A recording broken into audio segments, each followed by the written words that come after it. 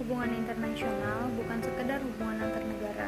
Di dalamnya ada organisasi internasional, perusahaan multinasional, hingga masyarakat sipil yang turut berperan dalam membentuk dinamika global. Tetapi bagaimana sih kita bisa memahami ini semua? Jawabannya itu semua ada pada teori hubungan internasional. Selanjutnya, definisi teori hubungan internasional. Teori hubungan internasional ini adalah alat yang membantu kita memahami bagaimana negara dan aktor lainnya saling berinteraksi dalam sistem global. Dengan teori, kita juga bisa menjelaskan mengapa suatu negara memilih berperang atau berdamai, bagaimana kebijakan luar negeri dibentuk, serta bagaimana sistem internasional mempengaruhi kebijakan nasional. Pendekatan dalam teori hubungan internasional. Dalam memahami hubungan internasional, berbagai pendekatan menawarkan sudut pandang yang berbeda dalam menjelaskan dinamika global. Realisme melihat dunia sebagai arena persaingan kekuatan di mana negara bertindak untuk mempertahankan kepentingannya. Sebaliknya, liberalisme menekankan pentingnya kerjasama internasional dengan organisasi seperti PBB dan WTO yang berperan dalam menjaga stabilitas. Ekonomi strukturalisme berfokus pada ketimpangan ekonomi yang dihasilkan oleh kapitalisme global, sementara mazhab Inggris mengkaji peran hukum dan norma internasional dalam menciptakan ketertiban dunia. Konstruktivisme menyoroti bagaimana identitas dan norma sosial mempengaruhi kebijakan negara, sedangkan teori kritis dan postmodernisme mempertanyakan cara pandang tradisional serta berusaha mengungkap bagaimana kekuasaan membentuk sistem global.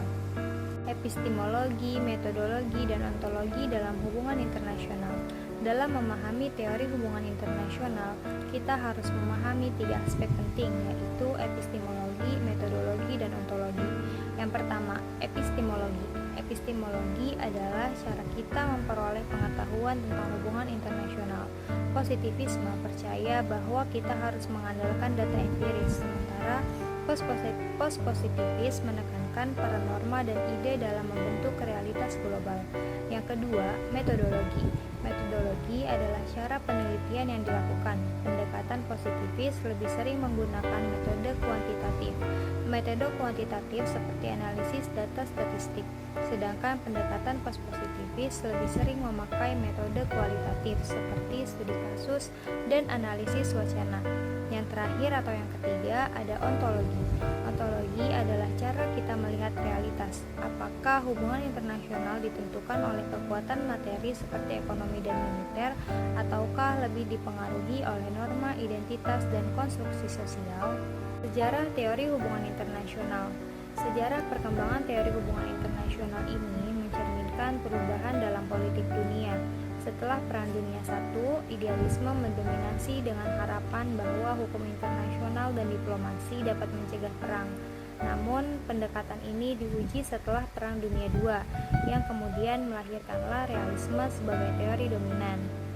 Tahun 1940-an, realisme muncul setelah kegagalan idealisme dalam mencegah perang. Tahun 1970-an, liberalisme dan ekonomi strukturalisme mulai berkembang. Selanjutnya, 1990-an, konstruktivisme mulai muncul untuk menantang dominasi teori materialis. Selanjutnya, era modern, muncullah teori kritis, feminisme, dan pendekatan alternatif lainnya. Selanjutnya, peran teori dalam hubungan internasional. Teori hubungan internasional bukan hanya kajian akademik, tetapi juga menjadi dasar dalam pembuatan kebijakan luar negeri, strategi militer, dan hubungan diplomasi antar negara. Level analisis dalam hubungan internasional. Tingkat analisis dalam hubungan internasional terbagi menjadi 3. Yang pertama, tingkat individu. Tingkat individu menyoroti peran pemimpin dalam menentukan kebijakan luar negeri. Tingkat negara mempertimbangkan faktor domestik seperti sistem politik dan ekonomi. Sementara itu, tingkat sistem internasional melihat interaksi negara dalam lingkungan global yang anarkis, dipengaruhi oleh keseimbangan kekuatan dan aliansi. Selanjutnya, pengaplikasian teori hubungan internasional. Teori hubungan internasional tidak hanya dikaji secara akademik, tetapi juga digunakan dalam kebijakan global. Realisme menjalankan persaingan kekuatan, sementara liberalisme menekankan kerjasama internasional. Dalam diplomasi, teori membantu merancang strategi luar negeri, dengan konstruktivisme menyoroti peran norma dan identitas dalam isu lingkungan serta hak asasi manusia. Jadi, kesimpulannya, dalam teori hubungan internasional menjelaskan dinamika global melalui berbagai pendekatan. Realisme menekankan persaingan kekuatan, liberalisme pada kerjasama, dan konstruktivisme pada peran norma serta identitas. Seiring berjalannya waktu, teori hubungan internasional berkembang dari idealisme ke realisme, hingga munculnya pendekatan alternatif. Teori ini juga diterapkan dalam kebijakan luar negeri, membantu memahami konflik, diplomasi, dan kerjasama global.